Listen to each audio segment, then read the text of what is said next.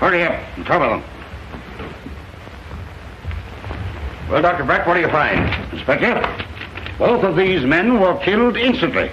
This one by a bullet fired into his left temple. The other by a shot right into his heart. No other wounds? No, not a mark of violence on either of the bodies. Well, how about the gun? He was holding it in a tight grip. I didn't want to remove it until you came. Here, I'll get it for you now. No, wait. Don't disturb anything yet. I have an idea old Doc Crabtree will be interested in this case. Gramercy, 50485. Police caller, make it snappy. You don't mean to tell me you need the help of that old professor again? I don't need anybody's help. But I kind of like the old Doc. He's sort of a lucky piece to me. Hello, Doc. Yes. You guessed it. A beautiful murder. 2 of them. Yeah.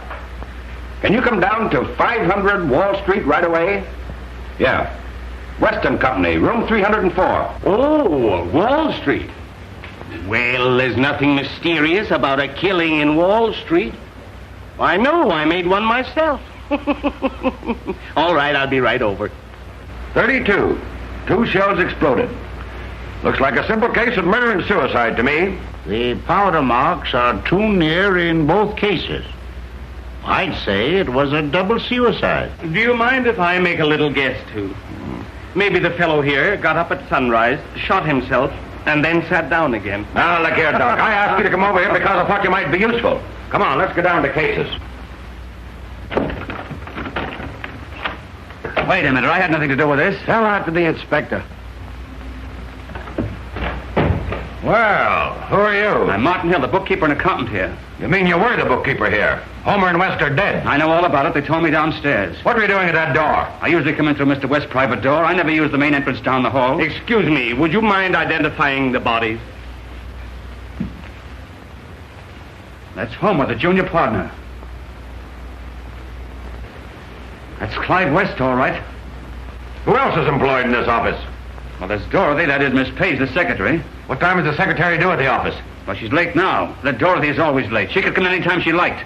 West was nuts about her. All right, Mr. Hill. We'll talk to you later. Just a moment, Mr. Hill. When you said the boss was, nuts about her, did you mean he cared for her? In a big way, if you get what I mean. And were you nuts about her, too? But supposing I was, what good would it do me? West had what she liked, money.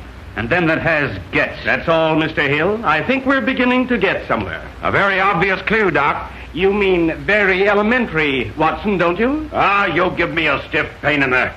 Why isn't that stenographer here yet? I wish I were her boss. Not at this moment, you don't. Where'd that come from?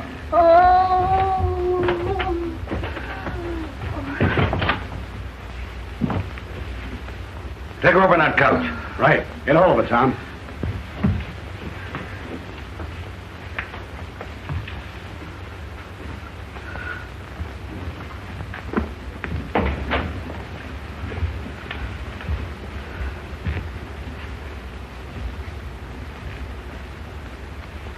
She's all right.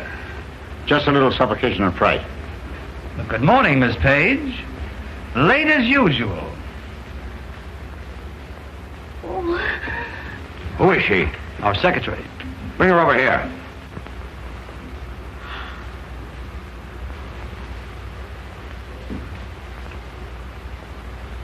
So you're Miss Page. Well, maybe you can tell us who killed Homer and West. You were in that closet. And don't tell me you were waiting for a streetcar. Wait, there's no need to be frightened, miss. Just tell us in your own words what happened. Well, all I know is that Clive, that is, Mr. West, asked me to come to the office last night at 10 o'clock. Said he had a very important business appointment, that he might need me. I arrived sharp at 10. Was there a light in the office when you arrived? Yes, but just as I entered, the light went out. Someone grabbed me, and before I could scream, I was knocked unconscious. And that's the very last thing I remember, until just a few moments ago, when I opened my eyes on that couch. Have you been reading any murder mysteries lately? Well, that's the truth, I tell you. Inspector, we have established the fact that the murders were committed between 9 and 10 o'clock last night. Now, it seems to me that's a most unusual hour for so many visitors to a Wall Street brokerage office. Why not call the elevator man who brought them up? Okay. Bring in the elevator man. That's all, Miss Page, for the moment. What's your name? Andy Amos Lindbergh. Is that your real name? Yes, sir. I was named Abraham Washington, but I done baptized myself for something more famous. What's your job here? I was the elevator man, and I don't know nothing. You don't, eh? Well, you refresh your memory a little about last night. Who did you bring up in the elevator to this floor about 10 o'clock? Yes, sir. Let me see. About 9:30, I brung up Mr. West, and about 10 o'clock, I brung up Mr. Homer. Maybe you'd better take a look at the bodies just to make sure. Excuse me, I ain't in no mood to look at no departed soul. Wait a minute. Control yourself. Come back here and answer my questions. Yes, sir. Did you bring anyone else up? Let me see.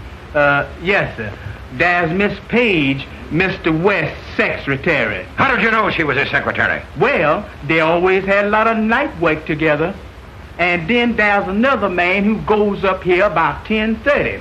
I sees him round here plenty, but I don't know what they call him. What did he look like? I can't remember, Your Honor. Did you take any of these people down with you? No, sir. But they could have walked down when I was in the basement. Where were you at 10:30? How you expect me to remember where I was for back as last night? You didn't do it, did you? Most emphatically no, sir. Sit down there. Thank you, sir. Yes, sir. Thank you, sir. This man wants to see Clive West immediately. He looks kind of excited. Colonel Frederick Pettijohn. Send him in. Yes, Know him, Doc? I do now. How about you, Doctor? Never heard of him. There he is. That's the man who comes in here at 10:30 last night. Pettijohn? What were you doing here in this office at 10:30 last night? Have a chair. Look here, I'm Colonel Pettijohn. Have 2 chairs. What's this nonsense about me being here last night? I wasn't anywhere near this office. Oh, no, Colonel. That story won't do. Here is a notation that Mr. West had an appointment at 10:15 last night with FP. Now, of course, FP might mean Fairy Prince, and then again it might mean Frederick Pettijohn. But just go ahead and tell us what you know about this. Well, what if I was here last night? I didn't get inside the office. I was a little late in arriving for my appointment. When I rapped at the door and got no answer, I took it for granted that West didn't wait for the appointment. So I went home. What was your business with Mr. West? Purely private. Wouldn't interest you. Oh, it wouldn't interest me, eh? Now get this, Colonel. This is a murder investigation, not a social team. And I'm not taking alibis as a substitute for information. Is that clear? Pardon me, Inspector. Maybe the Colonel would like a more direct question. You bought a great deal of stock here on margin, didn't you? I did. What about it? And one particular stock collapsed the day before. I don't know what stock you mean. Oh, well, it doesn't matter. Let's call it garbage can preferred. But the fact remains that you owed West and Company a large sum of money. And if you had killed Homer and West and removed the records of your business transactions from their files, you could have saved yourself from bankruptcy. Or worse, couldn't you, Colonel? Yes, I could have, but I didn't. You've got nothing on me. Oh, Mr. Pettijohn, are you an Army colonel or are you from Kentucky? Engineering Corps, retired. Then I take it you are versed in the use of firearms. Do you own a gun? I do, several. Have you ever seen this revolver? Why, yes, I have seen that gun before. Yes, Colonel? That gun belongs to Mrs. Yes, Colonel, you were going to say this gun belongs to Mrs. Parnell. Mrs. Reginald Parnell, weren't you? How the deuce do you know that? Oh, I've gotten into the bad habit of talking with office boys, porters, and bookkeepers. Am I right, Colonel? Yes, I'm afraid so. You see, Mrs. Parnell, West, Homer, and myself were partners in a rather large pool. I hate to say it of a dead man, but it looked like Homer was a crook. He handled the pool. He manipulated our money and wiped us out. I was on my way up here last night to demand an accounting. There was no answer at the door, so I left. If you don't mind, Inspector, I think I'll pay a little visit to Mrs. Parnell. By the way, where does Mrs. Parnell live, Colonel? At my hotel, the Ambassador. Thank you. And I'll just take this gun along if you have no objections, Inspector. Well, not yet I haven't, but what are you up to? Up to my neck in clues. I'll be back shortly. Do you realize, Mrs. Parnell, that it was your gun that killed these two men? I'm not a bit sorry. They took me for every cent my ex-husband settled on me. Now I've lost everything except my vote, and you can have that.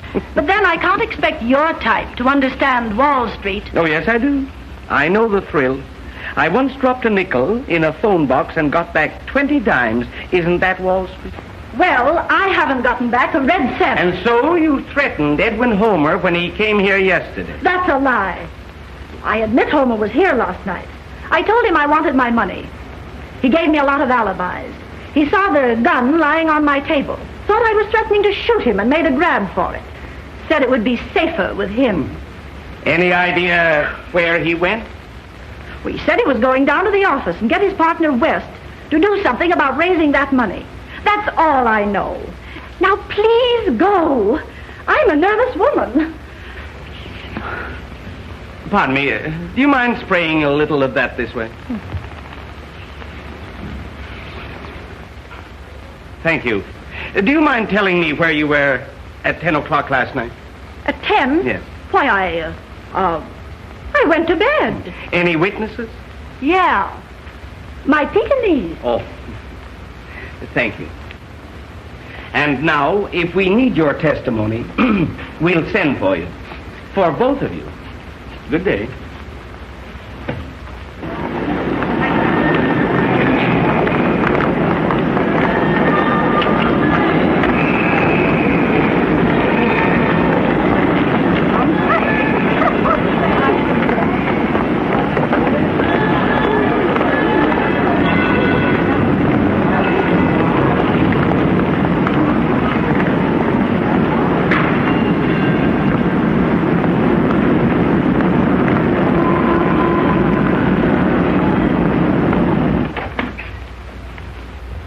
There you are. You're just in time.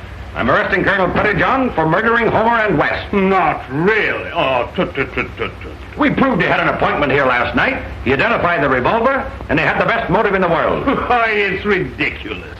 You might as well pin it on Lindy. He's here all night with nothing to do. By the way, how do you pass the time at night, Lindy? Boss, I just sit back in my chair and let the time pass me. Now, look here, Doc. It's a clear case against the Colonel. If you found out anything else, let's have it. I have found out something else. I have found out who committed the murder. Oh, yeah? What are you trying to do? Keep it a secret? No, it's an open book. Edwin Homer killed Clive West. Very interesting. But that doesn't prove who killed Edwin Homer. The problem is very simple, Inspector.